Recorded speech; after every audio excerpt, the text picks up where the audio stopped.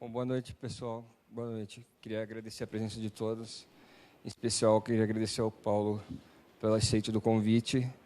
A gente tem um tema hoje muito importante. Eu acho que ele é um tema que já vem sendo debatido há muito tempo, não é? E eu não sei se eu estou muito otimista, mas parece que finalmente tem vindo um pouco mais a público esse debate, a questão tributária no Brasil. O pensamento mais de esquerda vem dizendo há muito tempo sobre isso e parece que pelo menos a centro-esquerda ali tem admitido que a gente tem sérios problemas e distorções. E aí a gente convidou o Paulo Gil, que está aqui hoje para falar com a gente de um projeto que, na verdade, é um projeto coletivo, envolve muita gente, o livro, em especial, tem mais de 40 pessoas envolvidas. Queria pedir desculpa que a gente chamou o Eduardo Fagnani, ele não pode comparecer, ele teve um problema de saúde com a mãe dele, não teve como vir, mas a gente está aqui com o Paulo Gil, muito bem representado, e vou passar a palavra para ele para falar um pouquinho sobre o projeto para a gente.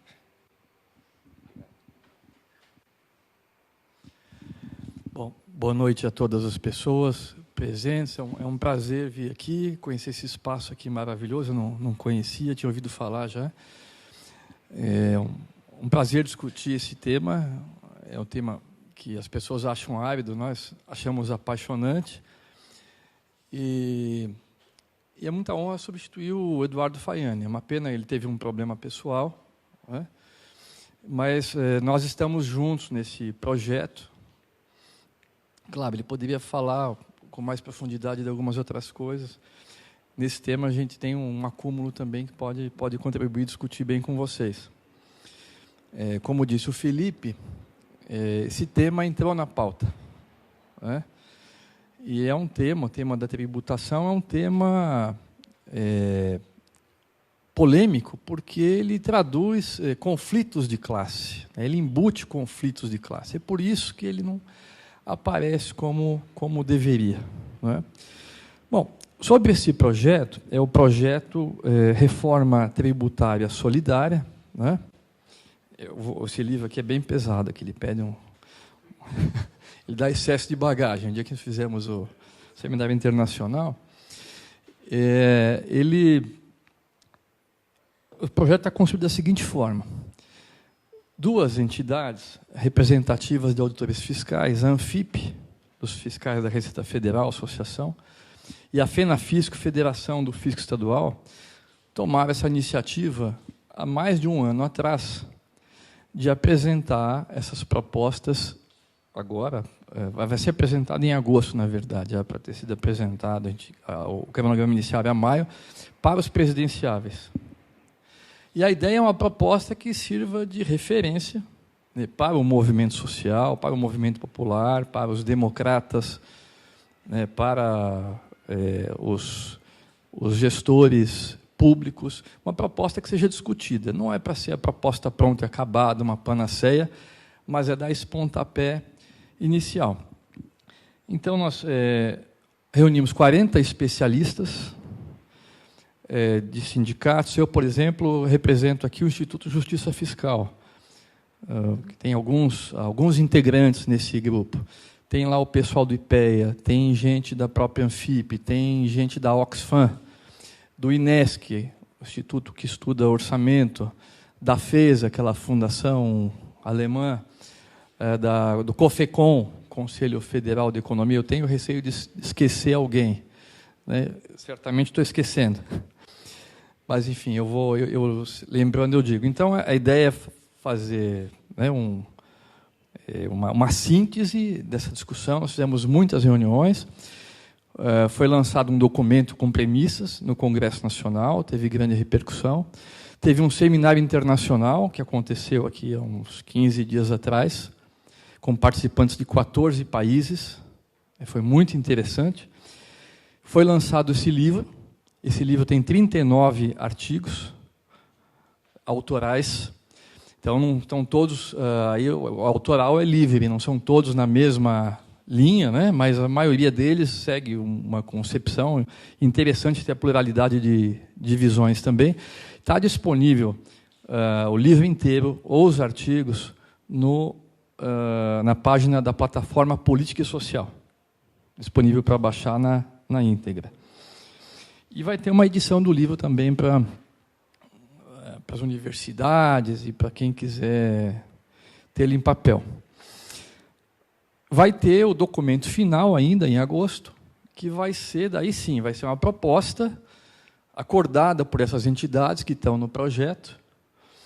E, quer dizer, muita coisa, as premissas já foram discutidas, mas essa proposta final vai ter calibragem dos tributos, quais são as modificações que a gente está fazendo. Isso a gente já está em estágio avançado, já tem uma boa ideia de como será. Bom, na questão da tributação e da reforma tributária, como eu já disse, é uma questão política e não é à toa aqui no Brasil, e isso não é que não avança. Na verdade, o pessoal fala, não houve reforma tributária. Houve sim, na década de 90, a partir de 95, houve uma reforma tributária. Houve uma reforma tributária que deslocou o ônus da tributação dos ombros de quem tem mais para as costas de quem tem menos. Isso foi feito. Houve um deslocamento da carga. Chamaram de reforma tributária silenciosa. Então, quando há reforma, como diz o Chomsky, né, o Noam Chomsky, naquele documentário, Hacking para um Sonho Americano, ele diz o seguinte: nos últimos 40 anos, a oligarquia norte-americana se transformou numa plutocracia, não sei se vocês viram isso, com 10 regras que eles aplicaram, com 10 mecanismos. Um deles, que é central, é você deslocar o peso dos impostos dos mais ricos para a classe média e para os mais pobres. É um Chomsky falando. Outros estudiosos da tributação sempre falavam isso. Lester Fearle falava isso, segredo das reformas tributárias, deslocar dos ombros de uns para os outros. Não é isso? Caldor falava, Nicholas Caldor, que as reformas tributárias definem o que uma sociedade quer ou não tolerar de desigualdade. Não é isso? Então, esse aspecto é central. E, quando a gente se fala em reforma tributária, se eu perguntar para vocês certamente vão lembrar das seguintes críticas ao sistema tributário brasileiro. Primeiro, olha, nós temos a maior carga tributária do mundo. Você já deve ter ouvido isso. Nós temos um sistema muito complexo. Vocês devem ter ouvido isso. É um sistema que é pouco eficiente. Vocês também já devem ter ouvido isso. Nosso sistema tributário provoca a guerra fiscal. Essas críticas ao nosso sistema tributário partem de um determinado campo de forças sociais e políticas. Né? Nessas críticas há meias-verdades ou falsas verdades. A nossa proposta é a proposta que, como eu disse, busca ser construída com o movimento social, e as premissas não são essas. Então, vamos lá, nós temos a maior carga tributária do mundo? Não, isso não é verdade. Nossa carga está um pouco abaixo da média da OCDE, hoje, dos países membros da OCDE. Isso falando da carga tributária bruta, porque se for considerar a carga tributária líquida, nós estamos muito abaixo, e a que importa é a carga tributária disponível para cada cidadão, para ser gasto para cada cidadão. Então, a Alemanha tem uma carga tributária semelhante à nossa, mas tem uma capacidade de gastar 15 vezes maior por habitante. Se pegar a Inglaterra, é mais ou menos parecido. Então, carga tributária não mede. Não que a nossa proposta tenha por objetivo aumentar a carga. Não é isso. É um processo histórico, você tem que ter desenvolvimento, você tem que ter aumento da renda per capita, uma série de coisas também. Mas é importante desfazer essa meia-verdade. A segunda questão da complexidade, ou porque são muitos tributos, eles dizem, não é isso? E que isso vai travar o sistema econômico. Olha, vejamos, não são tantos tributos assim, e você não pode ter uma situação simples para uma base econômica complexa. Nós fôssemos um país com uma só atividade econômica, era uma situação. Então, no começo do século XX, nós só tínhamos uma economia agroexportadora, o mais importante era você ter imposto sobre o comércio exterior. Não é mais o caso, que nós temos uma economia industrial, né? Financeirizada também. E temos também o agronegócio, então é uma situação mais complexa. Quando se fala em simplificação, ela é válida se você pensar em simplificar o cumprimento das obrigações tributárias, ou seja, simplificar a obrigação de pagar o tributo. Então, nesse sentido, é válido você falar em simplificação. Mas a simplificação que é dita nessas propostas não é isso. É você reduzir o número de tributos e, ao fazer isso, você esvazia as fontes de financiamento da Seguridade Social. Essas propostas aqui são mais divulgadas, tanto a do governo, a do Raul, né, como outras aí que vêm no mercado, elas unificam num tributo só, num tributo indireto, ou seja, que vai repercutir sobre os consumidores. Ela unifica a COFINS, que financia a Seguridade Social, o PIS, né? Ela unifica também o IPI, né? Ou seja, ela não resolve o problema da iniquidade da carga, ela simplifica, deixando simplório, tornando mais injusto o sistema. Tá certo? Por fim, a questão da guerra fiscal, que está atrelada aí, é uma questão que tem que ser resolvida, mas não é a questão central para fazer uma reforma tributária. Há outras maneiras de resolver. E a gente propõe como resolver aqui. E a questão da eficiência do poder econômico, que o sistema tributário nosso não é eficiente. O que seria eficiência? Seria atrapalha a obtenção de lucro. Isso também não é verdade. Os que falam isso estão querendo, na verdade, reduzir a carga tributária sobre a renda do capital, ou sobre a renda do capital que é distribuída aos sócios ou acionistas. A nossa proposta parte de outras premissas. Então, a primeira premissa de nossa proposta é que uma reforma tributária tem que dialogar com o desenvolvimento econômico e social, inclusivo, sustentável. Não é? O principal problema do sistema tributário é que ele é concentrador de renda. E, como diz o Noam Chomsky, né, concentra renda, riqueza e poder. O fluxo de renda vira um estoque de riqueza que empodera o andar de cima mais ainda. E ele, mais empoderado, ele manda mais na política. Ele, mandando mais na política, ele reproduz esse sistema e propõe as reformas tributárias mais regressivas ainda. Então, fica um círculo vicioso que a gente tem que romper. Então, essa é uma questão. Uma reforma tributária, um sistema tributário tem que ser indutor do desenvolvimento econômico e social. Tá? Segunda questão, segunda premissa, tem que fortalecer o estado de bem-estar social. Os países que apresentam menores níveis de desigualdade têm um estado de bem-estar social forte, com fontes próprias de financiamento, alguns pelos impostos, mas tem uma boa, a gente olha a Suécia, a Dinamarca, nós fizemos no painel agora, nesse seminário, inclusive eles estão indo para o neoliberalismo, né? Querendo ir com propósito, mas você olha lá, a carga tributária é de 50%. Né? 50% da arrecadação na Dinamarca é o imposto de renda da pessoa física, é tributação direta. E aqui não. Aqui nós temos 50% de tributação indireta, ou 60%, se usar um critério mais rigoroso. Então, essa nossa proposta, ela tenta preservar as fontes de financiamento da Seguridade Social, mas da pluralidade, ou seja, da diversidade das fontes de financiamento. Porque se o sistema tributário hoje arrecada mais dos pobres e menos dos ricos, na Seguridade está acontecendo algo semelhante. Se você fizer a fatia ali, a pizza, né, das fontes de financiamento da Seguridade Social, você vai perceber que ela também é financiada pelos seus beneficiários. Não faz sentido alguém que precisa de uma política pública ser o financiador dessa própria política pública. Aqui no Brasil, a gente ouve muito, especialmente aqui, ouvimos nas manifestações de 2013, depois ouvimos em 2014, nós não interessa uma tributação se a gente não tem o serviço de volta. Quem reclama assim, não usa o serviço público, ou usa o SUS, usa transporte público, usa a educação pública, talvez na universidade só. Não é? O que acontece nos países desenvolvidos é o contrário, não é isso? As políticas sociais têm que ser financiadas por aqueles que têm um pouco mais, não é isso? Para fazer a redistribuição de renda. Bom, terceira e quarta premissas estão ligadas a isso. O sistema tributário ele deve não concentrar renda e riqueza. Ele deve ser um instrumento importante para redistribuir renda e riqueza.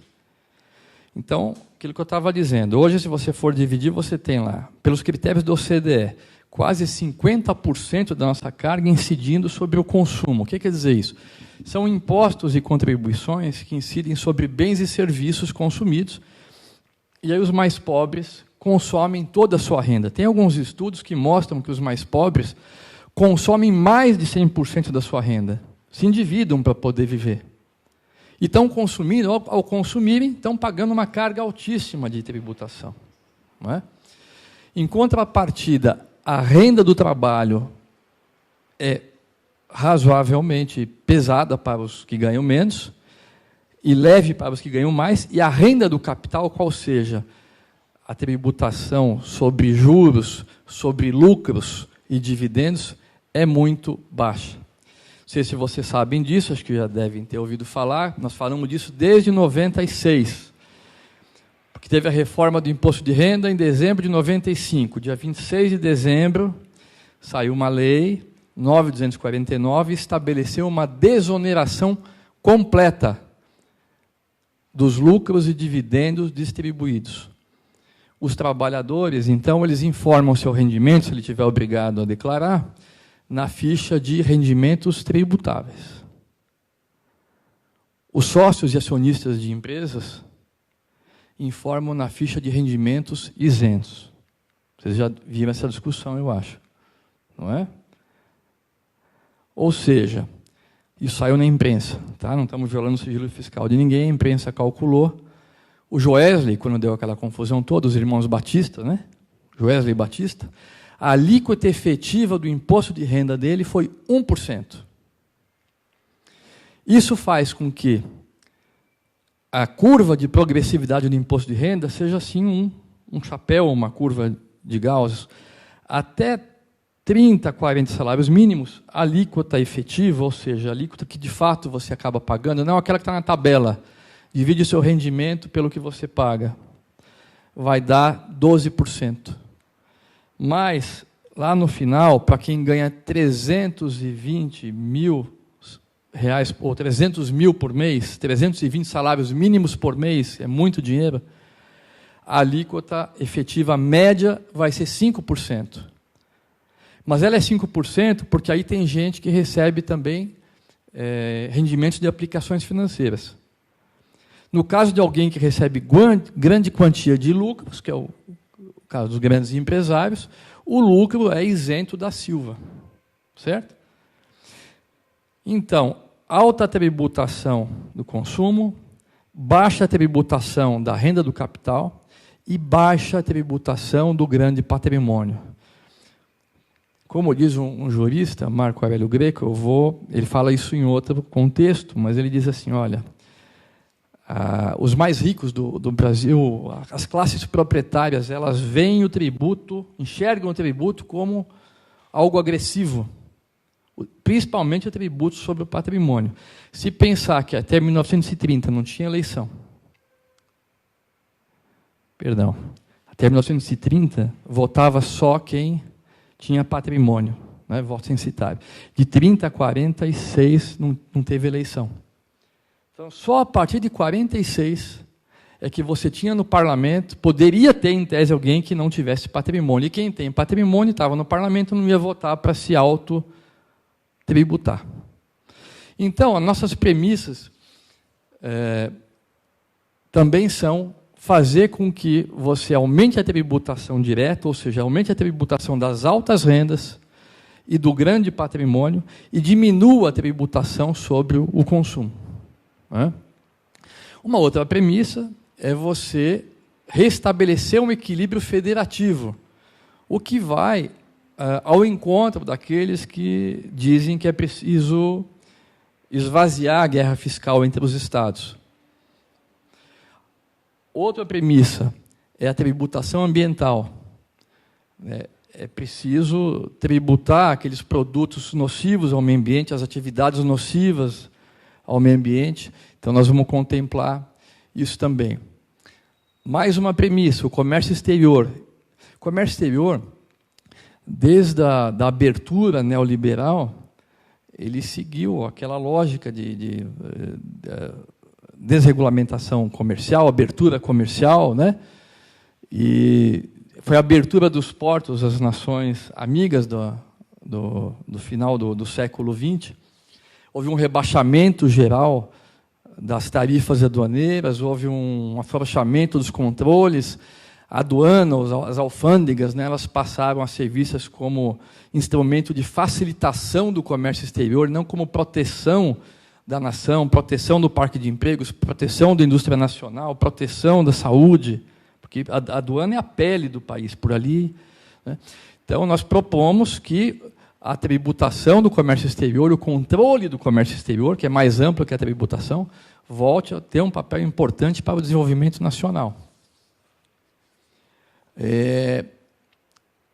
E, por fim, me esqueci da última premissa, comércio exterior, assim, por fim, é a área onde eu trabalho. Eu sou auditor da Receita Federal, né, não falo o nome da Receita aqui, falo o nome do Instituto de Justiça Fiscal, do projeto Reforma Tributária, mas é que você só dá eficácia ao sistema tributário se você fortalecer os mecanismos de controle e fiscalização.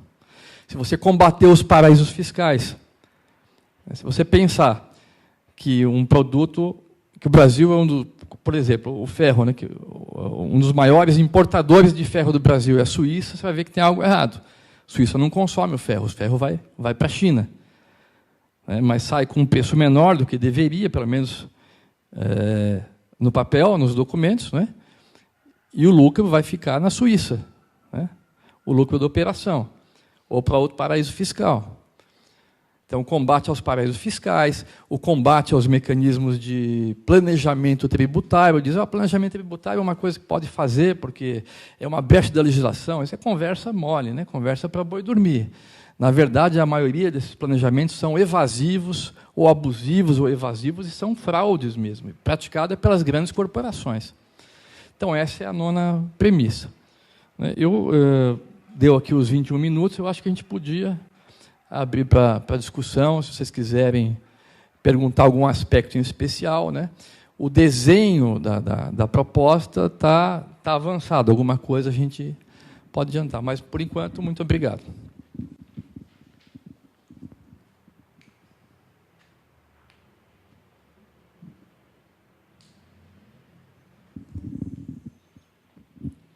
Obrigado, Paulo.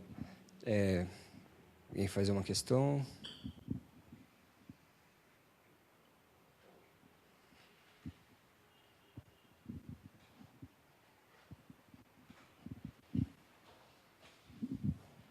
Boa noite. Eu não cheguei a ver a prévia do material ainda, mas eu queria saber um pouco mais sobre a questão da quantidade de impostos, né? Você disse que a quantidade não é tão grande. Queria saber mais ou menos o que tem dentro aí do conteúdo. Nós vamos fazer o seguinte, nós vamos apresentar nesse documento final qual é a configuração atual e qual é a configuração proposta, e qual é a diferença entre esses dois. A quantidade, eles falam em 58 tributos, né? Essa é uma crítica, mas é uma crítica muito sem embasamento, a crítica que fazem. Por quê? Se você for somar os impostos dos 3 níveis, as contribuições, que são federais, contribuições sociais, né? Contribuições de intervenção no domínio econômico, não vai dar 58 tributos.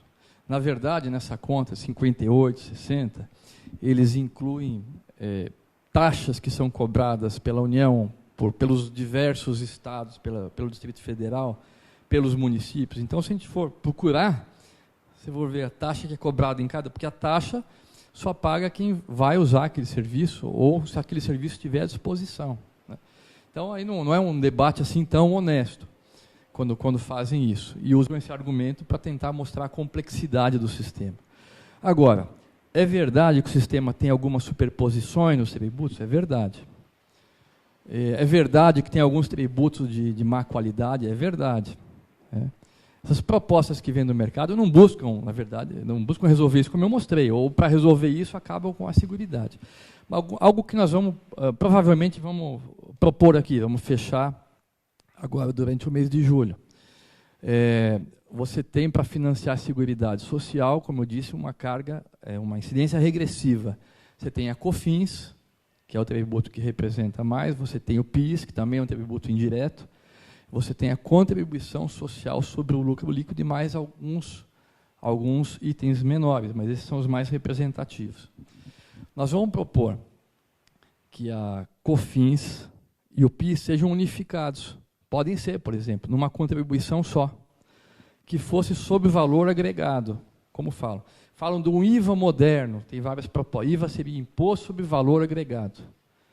Mas pode-se manter um imposto sobre valor agregado estadual e pode ter uma contribuição social federal, um IVA estadual, uma contribuição social. É uma das propostas que está sendo discutida. Né? Isso simplifica também, nesse sentido que eles falam, simplifica. E você pode reduzir essa contribuição social. Hoje ela representa 4%, o financiamento, só a COFINS e o PIS representam 4% do PIB, do Produto Interno Bruto. Você pode reduzir para 1% do PIB e substituir essas fontes. Né? Por exemplo, vou só exemplificar, isso não está fechado. Você pode criar uma contribuição social sobre rendimentos muito elevados, ou sobre milionários, vamos dizer assim. Quem ganha acima de 80 mil por mês, podemos dizer que no ano é um milionário. Não é isso? É um salário que dá para viver, não dá? Por que não cobrar uma parcela, como se fosse um adicional do imposto de renda, sob a forma de contribuição, que vá para as políticas de proteção social, que vá ajudar a fazer redistribuição de renda, porque as políticas de proteção social, o gasto social, ele tem um efeito redistributivo muito importante. Então, essa é uma... Agora, sim, você reduz o número de tributos? Talvez não. Você está, na verdade, juntando dois, COFINS e PIS, que incidem praticamente sobre a mesma base, né? Mas você está diversificando as bases. Você pode criar também uma contribuição sobre a extração de recursos não renováveis. Você pode criar uma contribuição social, tudo que eu estou falando é contribuição social, para ir para a seguridade. Uma contribuição social sobre emissão de poluentes ou gases tóxicos, sobre produtos nocivos, né? Extração de recursos não renováveis. Você pode criar uma contribuição social. Então, a ideia é isso, é você explorar mais essas bases, renda, patrimônio e outras. Alguma dessas coisas vão parar no preço dos produtos, mas é importante ter um tributo ambiental, não é? E aí não tem como não ir parar no preço dos produtos. Na verdade, se for parar no preço dos produtos, é melhor. Como é a história do imposto sobre o cigarro. O imposto sobre o cigarro tem uma função de saúde pública, ou não tem? Não é isso? Então, o sistema, dizia um tributarista, que o sistema tributário tem que ser como um terno sob medida, na verdade. Por isso que não pode ser simplório. Né? Agora, não pode ser injusto, não pode ser iníquo de incidir sempre sobre os mais pobres. Né? E ser carregado pelos mais pobres. Não sei se eu respondi a sua questão.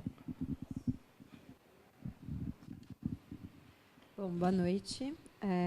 Camila, aqui da Tapera. Primeiro, agradecer toda a contribuição que você fez. Eu queria saber um pouco sobre essa tributação ambiental, mas assim, no sentido de que eu acho excelente, eu tenho estudado um pouco sobre isso, só que, às vezes, da forma como a literatura veio até hoje, às vezes eu fico um pouco com uma certa cautela a respeito de cair no que aconteceu com o crédito de carbono, né? Que é uma proposta brilhante, mas que acabou, como a multa e tudo, acabou sendo um incentivo para as grandes empresas, para todas essas, continuarem fazendo o que elas sempre fizeram e só pagar, né, de uma forma monetária. como fazer com que isso não aconteça agora, né? Tem algum estudo, vocês já pensaram sobre isso?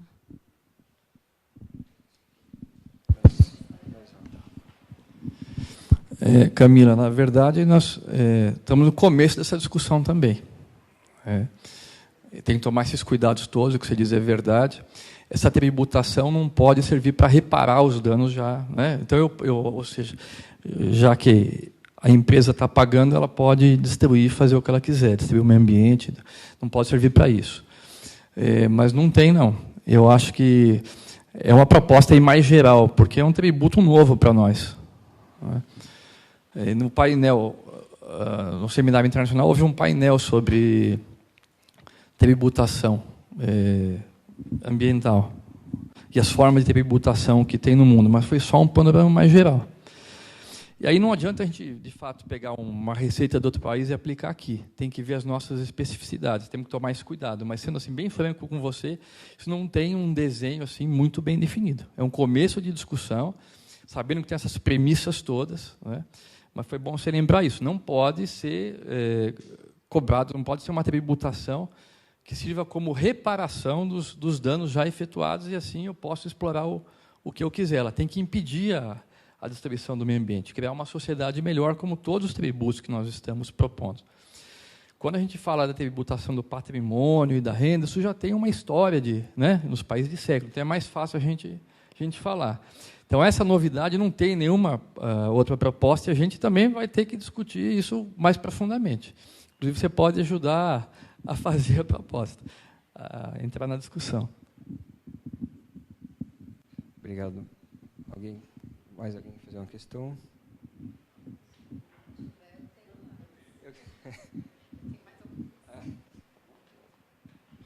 Boa noite, Carlos Eduardo aqui da Tapera.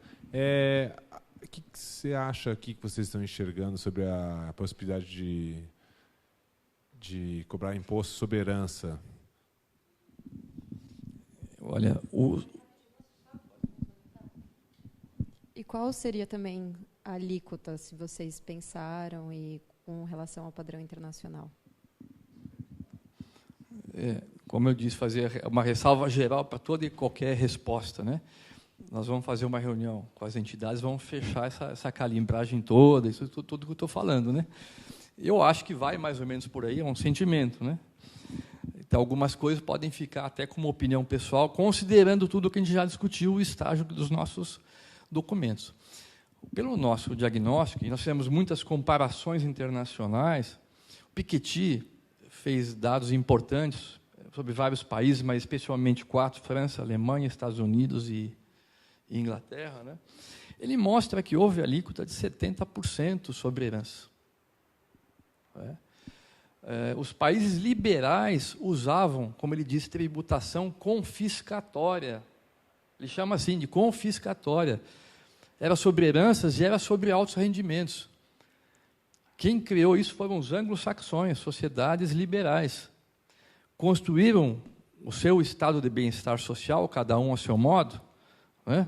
Os Estados Unidos, um pouco menos, a Inglaterra tem um modelo de saúde, por exemplo, um modelo de serviço público, né, para o mundo inteiro, e ainda permanece em grande medida, mesmo após a onda neoliberal. Mas chama a atenção os países de orientação liberal propuseram altíssima tributação sobre a renda e altíssima tributação sobre a herança. E no Brasil, por que nós não temos? Nós estamos muito abaixo, nós temos aí alíquotas de 4%, 6% nos estados, 8% é a maior alíquota fixada pelo governo federal. É a história dos proprietários que a gente estava falando, né? Então, o que nós, Instituto de Justiça Fiscal, vamos propor a esse grande coletivo é que, pelo menos, a gente chegue a uma alíquota de 20%. Para os grandes patrimônios, não é isso? Ou ainda que isso seja tributado, a herança, na tabela do imposto de renda. Eu posso aproveitar para falar do imposto de renda? Eu acho que as duas questões estão ligadas. Como eu disse, porque a renda é o fluxo que vai formar o estoque, que vai formar o patrimônio, que vai formar a riqueza. E você tem que atacar os dois. Nós vamos propor a tributação de herança, nós vamos propor acabar com a isenção dos lucros e dividendos, acabar com aquela dedução de juros de capital próprio. Isso é uma coisa mais sofisticada, mas é de muito mais interesse das transnacionais. Porque o que aconteceu em 95? Foram desoneradas, né? Foi desonerada a renda recebida pelos sócios e acionistas. E há sócios e acionistas, pessoas jurídicas. Não é isso? Há pessoas jurídicas, há empresas que são proprietárias de outras empresas. Essas empresas recebem esse resultado, esse lucro, o dividendo, com a tributação muito menor ou sem tributação. E quando essas empresas estão fora do país, essas sócias e acionistas, então a remessa desse lucro e dividendo não tem imposto. Então nós vamos propor o 20% aí o ideal é que a sociedade fosse amadurecendo, a gente fosse fazendo esse embate, que é um embate político, né? De interesse daqueles que estão sobrecarregados. Os grandões não estão pagando quase nada. Acabar com a isenção de lucros e dividendos, acabar com o juro de capital próprio, recalibrar a tabela progressiva do imposto de renda. O que nós vamos propor ao coletivo é que até 5 salários mínimos mensais, em torno de 5 mil, não se pague imposto de renda, pessoa física. É uma medida de justiça, né? Podia ser um pouco menos, podia ser o salário mínimo do DIEESE. O salário mínimo do DIEESE é um cálculo, vamos dizer assim, do mínimo existencial. Mínimo existencial não é esse que está aí, que você não consegue fazer tudo com dignidade. Você tem que se alimentar, uma família se alimentar, vestir, estudar, transporte, lazer, saúde, né? Tem saúde pública, mas nem sempre, não é? Então, fazer essa desoneração na base do imposto de renda e recalibrar a tabela. Aí nós vamos discutir isso com mais calma, isso eu não vou adiantar aqui. Isso depende um pouco da correlação de forças políticas e sociais do país. Isso é uma proposta para discussão. Agora, voltando para a Inglaterra e para os Estados Unidos, né? O Reino Unido propôs a alíquota marginal de aplicou 98%, gente. Certo? Nós não vamos fazer isso aqui, né? 98%. Os Estados Unidos teve uma alíquota média de 1930 até 1970, se eu não estou enganado, 80, de 72%. Quando eu falo alíquota média, é a alíquota superior média. Para aqueles que ganham muito, não significa que a pessoa paga 98% ou 72%. Né? Significa que naquela faixa superior de renda, sobre aquela parcela, ele vai pagar essa alíquota. Então, é fundamental mexer nisso. E também criar o imposto ou contribuição sobre grandes fortunas. Então, se simplificação fosse reduzir tributos, eu acho que talvez não reduza, né? Mas você tem que ir para o andar de cima, tributar quem tem capacidade contributiva. Esse é um princípio que está na Constituição Federal. Tributar de acordo com a capacidade econômica de cada um.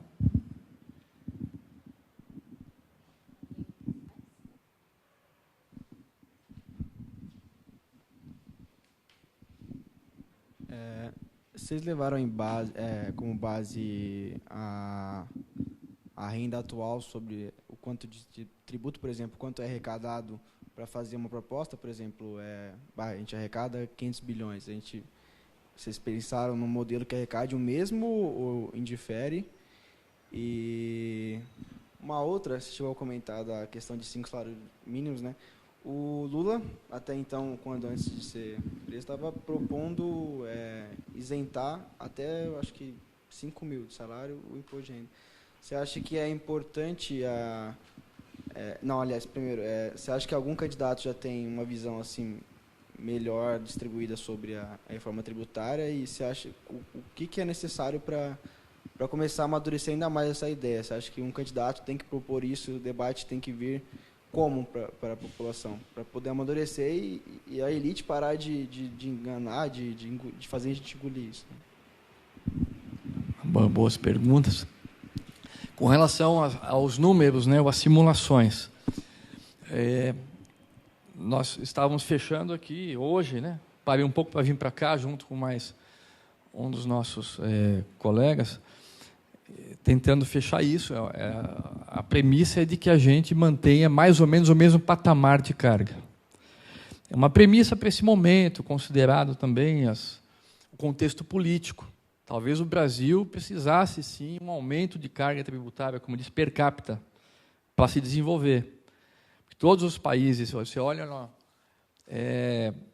pega Alemanha, França, Reino Unido, Japão também, Estados Unidos, Suécia, como fez o professor Fabrício Augusto de Oliveira, e analisa durante quase um século, da última década do século XIX até 1985, um período de quase 100 anos ou 100 anos, a Suécia aumentou 11 vezes a carga tributária. O gasto público, na verdade. Vai dar quase o mesmo, mas a Suécia teve um período que tinha um déficit. Né? Alemanha, França, foram 6 vezes, 7 vezes. Né? Então, se o Brasil quer se tornar um país com justiça social, talvez tivesse, mas nós vamos trabalhar com um deslocamento de carga, uma redistribuição de carga mais ou menos nesse patamar. Né? E estamos fazendo essas simulações. Assim, o que é mais importante disso, qual é o movimento que começa essa redistribuição de carga? Você começa aumentando a tributação do imposto de renda da pessoa física. Esse deve ser o pilar do sistema tributário, como é nos países capitalistas avançados, desenvolvidos. É o imposto de renda. A média de participação do imposto de renda no PIB dos países da OCDE, e olha que na OCDE você tem lá, acho que México, Colômbia, tem alguns países que baixam a média. Né? Mas a média é 8,1% do PIB. A média do imposto de renda da pessoa física, do que arrecada. No Brasil é 2,5% do PIB. Então, pelos nossos números, é possível, sem você jogar alíquotas muito elevadas, marginais, por conta da resistência política mesmo, né? Mas ia 40%, dando um exemplo. Alíquota marginal de 40%, desonera quem ganha até 5 salários mínimos por mês. Você pega a renda atual, tributa os lucros e dividendos, porque essa é a grande diferença, e você consegue arrecadar, estou dando só um exemplo aqui, você consegue arrecadar 220 bilhões de reais a mais, números de 2015. A arrecadação do imposto de renda foi de 170, mais ou menos. Você está mais do que dobrando. Só mexendo no imposto de renda da pessoa física. Veja a importância que tem essa isenção dos lucros e dividendos distribuídos. Então, essa conta a gente fez, certo? Isso desonera, sabe quantos dos declarantes? Mais ou menos, acho que 95% dos atuais declarantes. Não vou dizer 95%, porque hoje tem muito trabalhador e profissional liberal que virou pessoa jurídica, porque é mais vantajoso. Por que é mais vantajoso? Porque ele paga os tributos da pessoa jurídica num patamar, numa medida menor, mas ele está isento dos lucros e dividendos. Em vez de uma sociedade de advogados receber honorários, vai receber lucros. Tem trabalhador que faz manutenção de máquina de banco, que está pejotizado. Não é pouca gente, é muita gente. A hora que você acaba com a isenção de lucros e dividendos, você perde boa parte do estímulo para a pejotização, que é um sinônimo, para os trabalhadores, é um sinônimo de precarização. É isso? Porque não tem direito social o cara que é empreendedor dele mesmo. E, de outra parte, você também evita que grandes jornalistas, esses âncoras de televisão e tal, são pessoas jurídicas. Até jogador de futebol era pessoa jurídica, em um certo momento. Né? Vocês devem ter acompanhado isso. Então, essa é a primeira questão. Tem como fazer essa conta, sim. E aí você aumenta a renda, aumenta um pouco o patrimônio e baixa a tributação do consumo para algo em torno de 35%, acho que deu um pouco mais, a gente está calculando uns 38%, hoje está em 50%, segundo a OCDE. A segunda questão que você formulou foi sobre os candidatos, né? Nós ouvimos alguma coisa, alguns foram no nosso seminário, outros a gente está vendo por aí. Uma boa parte, aqueles candidatos que a gente pode dizer mais do campo de centro-esquerda, esquerda, estão falando da tributação progressiva. Tem algumas cascas de banana em algumas falas? Tem, mas eles estão falando. Os mais liberais continuam sem falar. Eu destacaria aqui uma vertente, sem citar, vocês vão ver atrás quem é quem, mas tem uma fala, às vezes, que diz o seguinte, de mais de um candidato, olha, a gente tem que acabar com a isenção de lucros e dividendos, mas a gente pode reduzir um pouco a tributação da pessoa jurídica. Então, me parece o seguinte, desde que o Piketty passou pelo Brasil, fez uma crítica de que os nossos dados fiscais não eram transparentes. O Brasil ficou fora do estudo do Piketty porque nós não tínhamos aquela abertura dos dados do imposto de renda. Agora nós temos. Né? Então, se divulgaram os dados. Aí se descobriu, olha, é um absurdo, isso aqui não é como estavam falando, que não significava nada.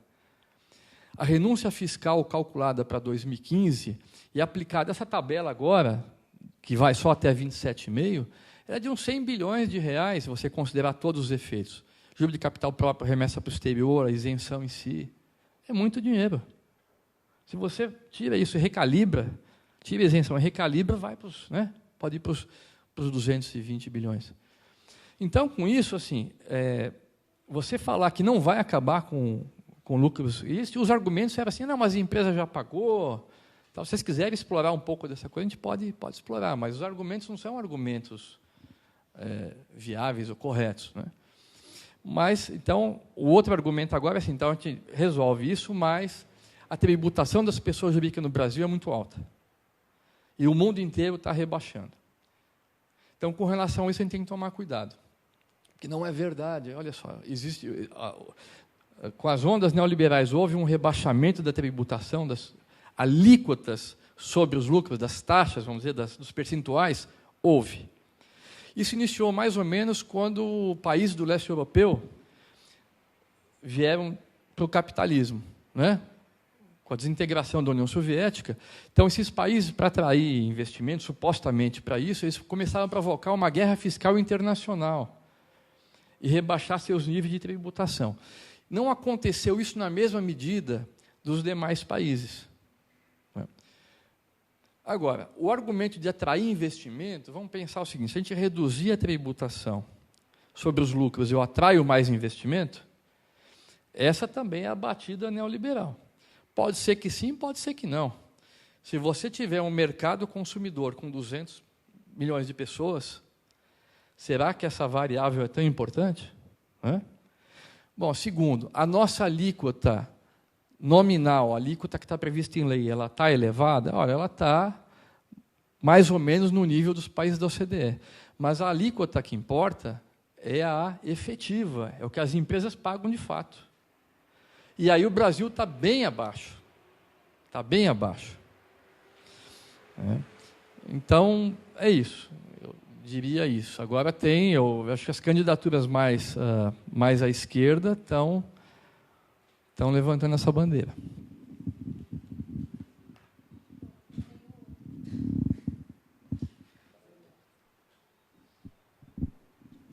É sobre a contribuição que você comentou atrelado a social. Como ficaria isso? Oi? Isso. Não, você tinha comentado, acho que na primeira pergunta dele, sobre uma contribuição com uma que fosse atrelado a funções sociais, a contraposta. Mas como ficaria com uma eventual DRU e como você vê isso, né? Porque a gente tem esse problema. E também, pegando já o que você falou sobre daria para aumentar a carga tributária, dado toda a média dos países, tudo bem, tem um contexto político muito nebuloso no Brasil. Mas hoje a gente vê que, por exemplo, a França Insubmissa do Mélenchon a proposta deles, que foi muito... pontuou bem, né, nas eleições, não ganhou, mas foi da extrema esquerda, né, conseguiu uma boa votação, que era de subir a carga tributária, já com atrelações, mostrando, né, quanto que isso vai do PIB para a educação, para a saúde e tal. E, recentemente, a gente viu também que o Sanches, na Espanha, ganhou também com a mesma proposta, né, que eles sobem 2% da carga tributária. E isso foi até um slogan que pegou para a militância, para a manifestação, que todo mundo gritava nas ruas, né, tipo 751, era alguma coisa assim, que era subir a carga tributária em 2%, mas já mostrava a contrapartida, não, 7% vai para a saúde, 2% para... coisas assim. Será que não é um bom momento para a gente aproveitar isso e tentar algo assim aqui também?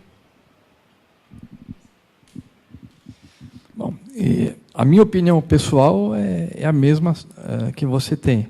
Nós estamos trabalhando com um conjunto de atores e tal, e mais ou menos se estabeleceu isso, mas não é imutável.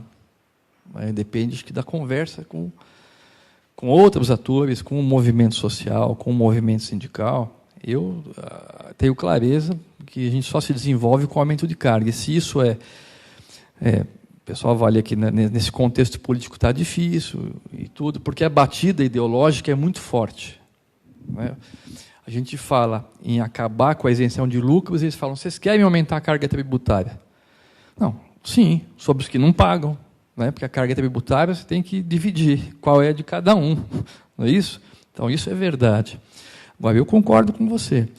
E eu me lembrei de uma pergunta muito interessante no seminário, no painel que eu estava a Dinamarca, um representante da Dinamarca e uma sueca. E alguém perguntou para o dinamarquês se político que prometia reduzir imposto ganhava a eleição lá na Dinamarca. E ele disse, não, inclusive na minha cidade,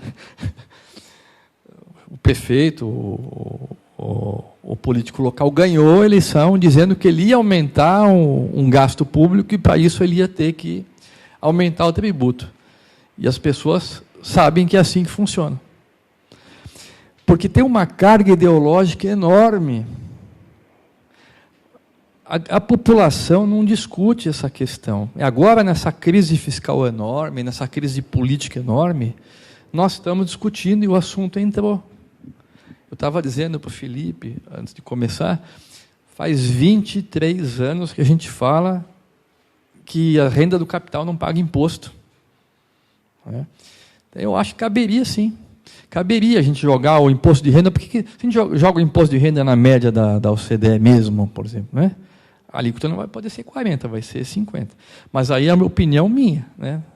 Para discutir o problema de a gente apresentar, às vezes, uma proposta mais radical no sentido de as raízes, não sectária, mais radical, é porque podemos ser desqualificados, como diz Eduardo, desqualificados no começo do primeiro tempo, pelo bombardeio da mídia.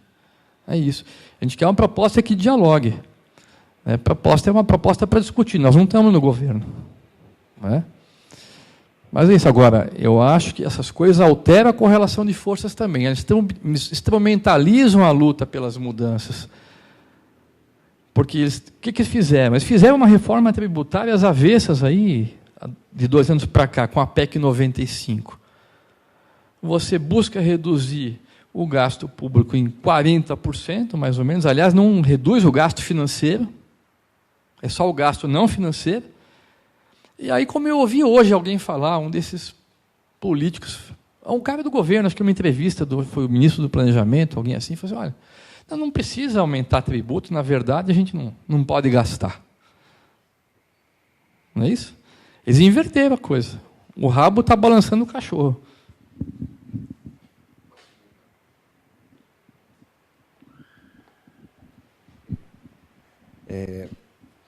Queria emendar na sua fala uma questão que é a seguinte.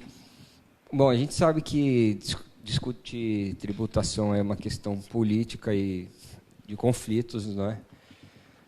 de embates e de interesses. Mas ela também passa pelo convencimento, né? E, sobretudo por conta dessa carga ideológica que a gente precisa convencer algumas pessoas. E aí parece que a proposta tem dois grandes trunfos. Primeiro, a proposta de não taxar imposto de renda até 5 mil, até o valor qualquer valor assim, acho que permite convencer aí pelo menos 70% das pessoas que não podem ouvir falar em aumento de tributo nenhum, porque acho que vai incidir sobre si próprio, né? Ganha 3 mil, 4 mil. Isso é um grande trunfo do ponto de vista persuasivo para fazer o debate. E o outro é tentar demonstrar que tem pelo menos um efeito neutro sobre a carga tributária, porque a gente ouve falar todos os dias que o maior problema do Brasil é a sustentabilidade fiscal, e você tem uma proposta que desonera alguns setores, que, do ponto de vista quantitativo, é a maioria, e demonstra que tem sustentabilidade fiscal. Você não vai cortar a arrecadação, portanto, o governo não vai dar calote, coisas desse tipo, né? E aí eu fico pensando já que passa, inevitavelmente, por esses dois âmbitos, o embate político, a correlação de forças, mas também o argumento, a demonstração técnica de números, etc. Essa outra frente, com o debate técnico que vai ter que ser feito, né, como desmontar esses argumentos do outro lado, que são reflexo dessa carga ideológica, mas aparecem como uma técnica intransponível. Alguém vai poder argumentar, sei lá, sobre a eficiência da incidência dos impostos, né? E aí esse lado não se comove com nenhum argumento sobre justiça social. Vai ter que dizer que não é, mas desmontar por dentro desses argumentos, né? Não vai perder investimento porque taxa o capital ou qualquer coisa desse tipo, porque a cabeça do mercado é paretiana, né? Não é Rawls. Então eles vão ter esse argumento. Está dentro também da proposta fazer essa frente com as propostas especificamente técnicas do lado de lá do mercado? Olha, Felipe, nesses artigos a gente tentou fazer o contraponto e desmontar a maioria desses argumentos. Eu acho que tem uma lacuna ainda, que é essa história, que a gente tem que organizar essas ideias sobre a relação de causa e efeito entre redução da tributação dos lucros e investimento. Não é difícil fazer isso. Não é difícil fazer isso. Não é difícil pelo nosso exemplo histórico de outros países que fizeram isso. O Brasil teve 2 reduções de alíquota dos lucros, de percentuais dos lucros, do final da década de 80 até 1995. E aumentaram os investimentos no Brasil? Não aumentaram. Não é isso? Então, qual que é o elemento dinâmico da economia? Por que alguém investe, né? Nós vamos ter que, organizar essas ideias. Quem quiser ajudar, está à disposição, pode publicar aí no site do Faiane, pode publicar no site do Instituto de Justiça Fiscal, da Anfip. Eu acho que a gente tem que fechar essa lacuna. É possível desmontar por dentro. Muitos desses argumentos que vêm das teorias liberais, nós desmontamos aqui nos artigos. Os artigos que a gente faz numa propaganda, que nós escrevemos, o 33 e o 34, sobre imposto de renda pessoa física, imposto de renda pessoa jurídica, a gente busca aí um pouquinho nas premissas teóricas daqueles argumentos e explicitar quais são as bases que nós estamos utilizando. Então, qual é a base daqueles argumentos? Ele diz assim, como você falou, o sistema tributário a tributação tem que ser neutra. É o que eles dizem, né? O que quer dizer neutralidade para fins econômicos? Vocês sabem, quer dizer, a tributação não deve interferir no comportamento dos agentes, seja para opções de trabalho, seja para investir ou não investir, seja para alocação de recursos, a tributação deve ser neutra. Mesmo que isso não existe. Como todo o arcabouço liberal, neoliberal, econômico, não vou aprofundar nisso, deve ter gente que conhece bastante aí, mas pelo pouco que eu aprendi, isso não tem contrapartida no mundo real. Não é isso? Agentes racionais, com todas as informações. O professor Fabrício Augusto de Oliveira, que é uma referência aí nas discussões de tributária, tem um manual de finanças, ele segunda-feira teve na Unicamp, e lembrava o seguinte: eles trocaram o modelo de concorrência perfeita pelo modelo de informação perfeita. Se as coisas não dão certo, é porque a informação não está perfeita, mas o agente continua sendo racional. E, por isso, né, a tributação não pode afetar a decisão dos agentes. Isso é uma grande bobagem. E nós estamos dizendo o seguinte, isso o próprio Fabrício fala, a gente traz para cá. E essa concepção, ela pressupõe que existe uma antinomia, um confronto entre o Estado e o capital. Né? Na verdade, a acumulação do capital depende do Estado também. O Estado ele faz uma mediação para a acumulação do capital. Inclusive, uma incompreensão do papel do Estado. Então, neutralidade, a gente não parte daí. A gente parte que a tributação tem que interferir, sim. Eficiência. O pacote de eficiência, é só lembrar, ele não é só redução de tributo, é redução dos custos de trabalho, é redução do custo Brasil, todo aquele outro pacote bobagem que existe aí. Né? E aí, pessoas com menos renda vão consumir mais? Você falou dos R$5.000, né, de isenção. Quanto isso joga no mercado consumidor? Gente com propensão marginal a consumir muito elevada, gente que pode consumir, quanto isso vitamina o mercado interno? Né? Então, a gente aqui aprofunda um pouco mais, né, do que com relação a essas questões.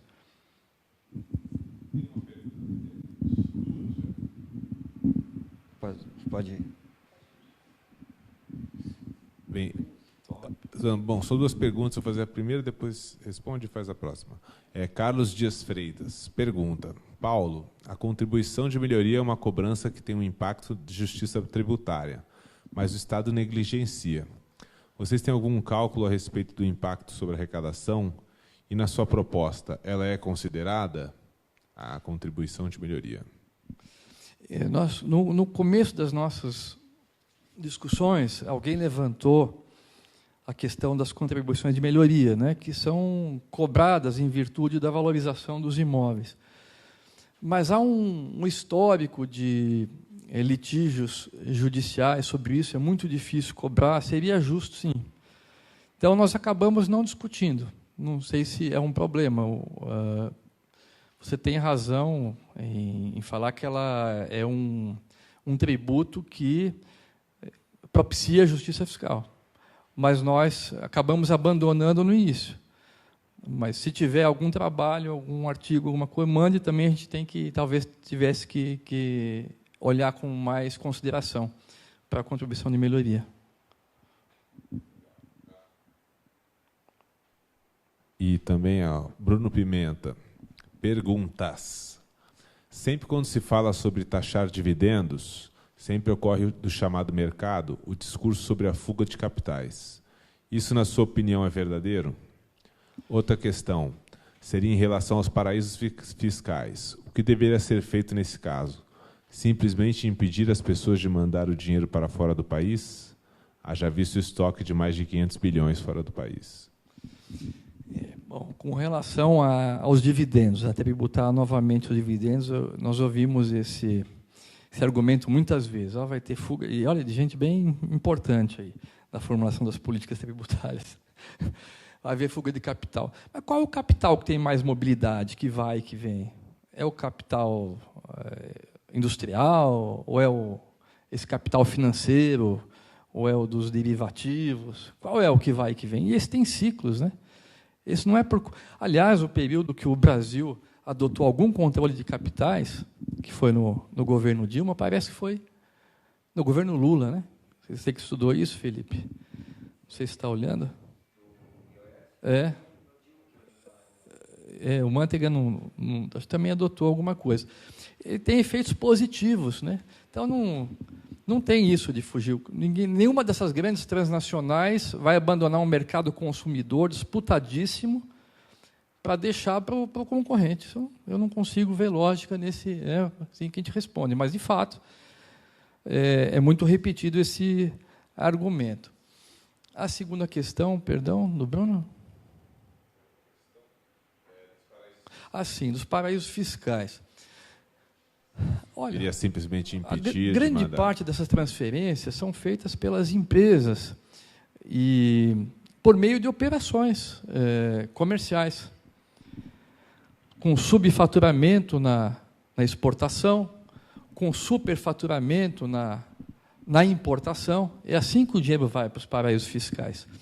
Então, é possível, sim. É possível, por exemplo, uma autorização legal para o fisco arbitrar operações comerciais para paraísos fiscais que não estejam compatíveis com o valor de mercado. É possível. Há controles que podem ser aperfeiçoados. Agora, tem também a necessidade de uma coordenação internacional sobre esse assunto. Agora, nós temos que lembrar o seguinte com relação a isso: não são todos os países que se prejudicam com paraísos fiscais. Os grandes países, os países com as maiores economias mundiais, eles têm os seus próprios paraísos fiscais para chamar de seus. Então, isso é um problema. Agora, por isso que a gente não pode depender só disso, mas no plano doméstico, o que nós podemos fazer? Nós temos controles possíveis, sim. E há uma última pergunta da internet, que é mais aberta. Luiz Cavalcante pergunta: há alguma proposta ou pensamento que compreenda uma taxação sobre a troca de mão de obra humana por tecnologia, inteligência artificial, etc., que eleva os ganhos de capital sem contrapartida social?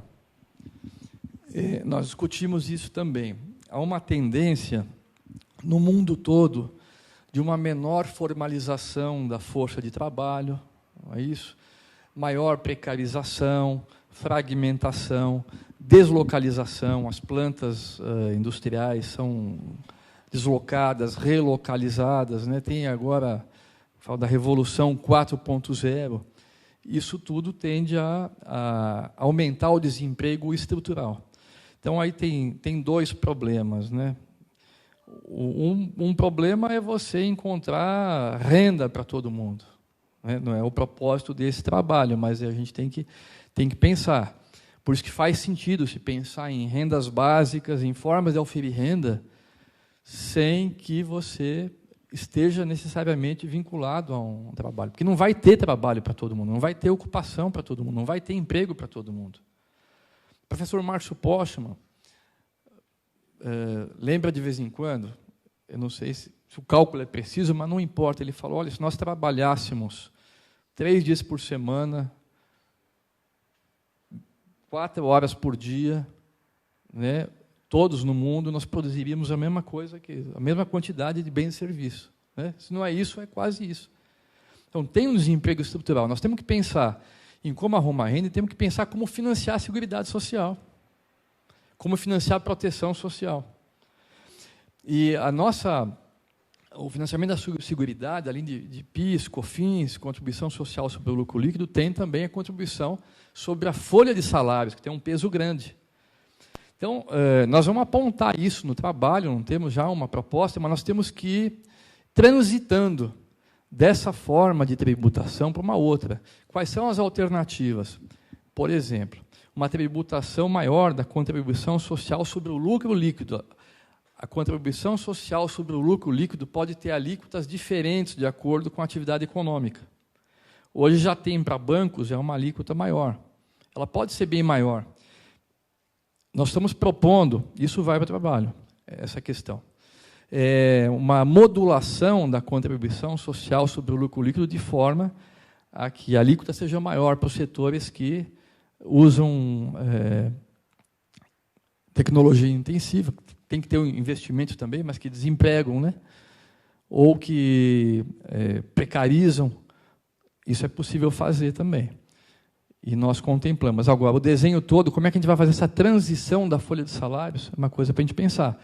Mas o primeiro passo é oferecer uma diversidade de fontes para o financiamento da Seguridade Social.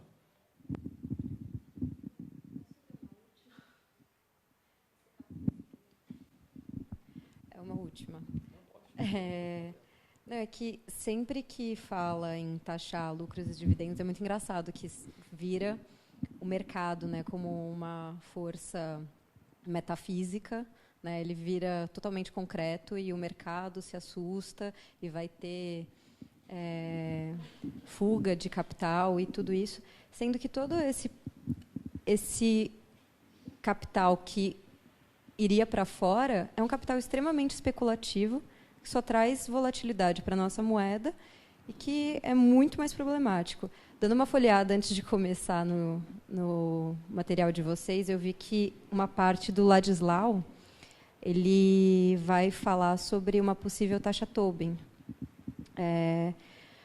Como vocês veem, não sei se chegou a debater, porque eu só folheei, é bem parrudo o documento, mas como seria para tentar, além de regulamentar todo esse mercado que a gente precisa, como você vê uma possível taxa Tobin, derivativos ou coisa assim?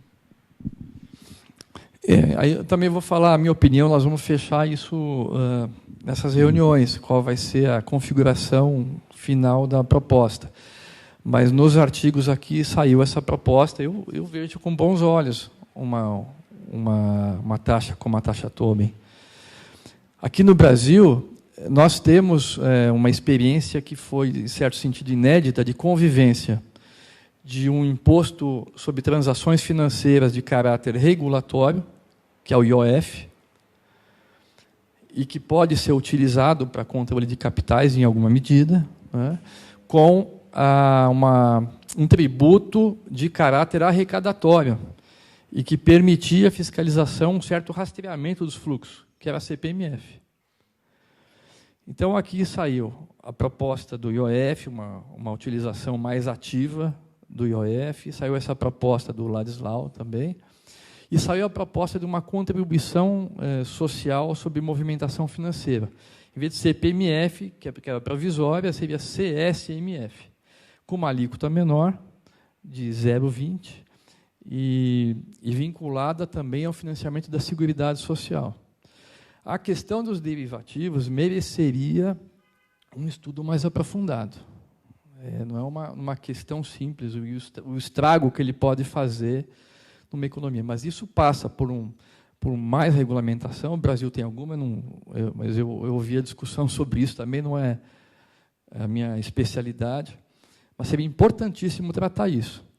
Porque enquanto nós estamos discutindo ainda uma transição do sistema fordista para o sistema já financeiro, né, eles estão já quase totalmente na economia financeirizada, né, na grande finança.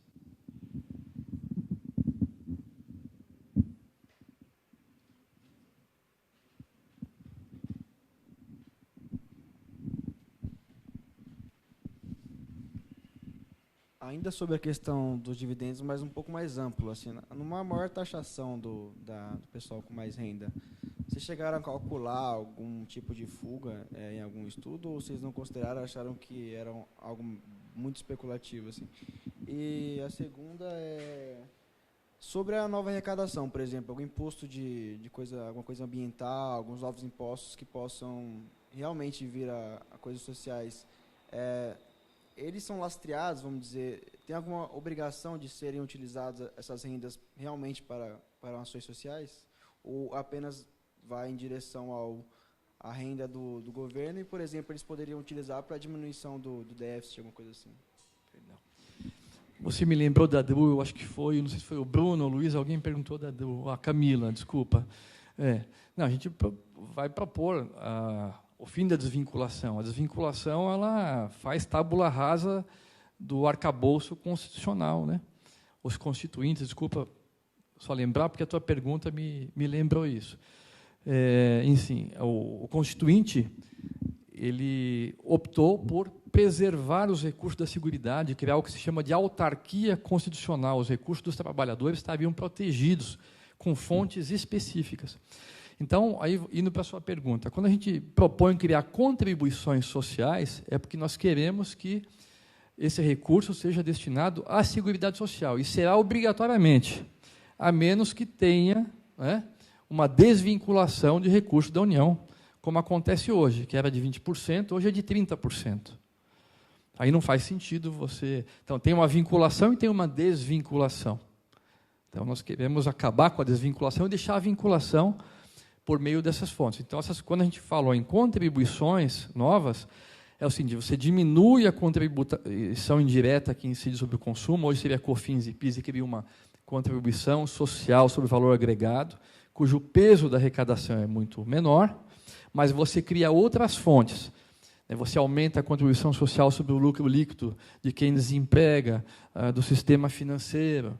Você cria uma contribuição social sobre extração de recursos não renováveis, cria uma contribuição social ambiental, coloca tudo isso como contribuição social, né? Com relação à fuga dos dividendos, assim, fuga para o exterior, teria que ser controlado, como eu disse, aperfeiçoando a fiscalização das operações de comércio exterior, controlando os preços de transferência. Preço de transferência é quando uma empresa manda mercadoria ou serviço para uma outra empresa do mesmo grupo ou para uma filial, né? São preços de transferência. Na verdade, ela está transferindo alguma coisa que não é a mercadoria ou o serviço. Então, isso se combate aqui. Agora, com relação à sonegação fiscal, é possível. É possível. Aí você tem que fiscalizar mais. O que acontece hoje? Hoje, como o lucro é isento, compensa para os sócios e acionistas declararem o recurso recebido. Não declarar esse recurso é uma estupidez, porque se ele compra um imóvel, compra um automóvel, ele não vai ter origem. Então, todo mundo declara, não vai pagar imposto nenhum. Por que não vai declarar, né? A hora que começa a pagar imposto, e, aliás, paga sob o critério de isonomia. Se pudesse resumir a nossa proposta do imposto de renda, seria essa. O Instituto de Justiça Fiscal apresenta assim: isonomia, está na Constituição. Tanto as rendas do capital como as rendas do trabalho têm que ir para a mesma tabela progressiva, né? Então, nesse sentido, vai ter gente que vai tentar escapar, mas com o controle do tributo financeiro, com a fiscalização, né? Isso eu acho que é possível, né? Fortalecimento do fisco é possível atacar esse problema.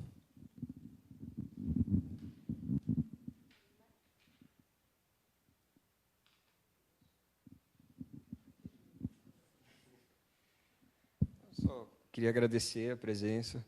Queria parabenizar pelo trabalho, pelo esforço do debate. Vi que o livro foi discutido em várias ocasiões, né? E agradecer, parabenizar o Instituto de Justiça Fiscal, a plataforma e a presença do Paulo aqui conosco. Obrigado.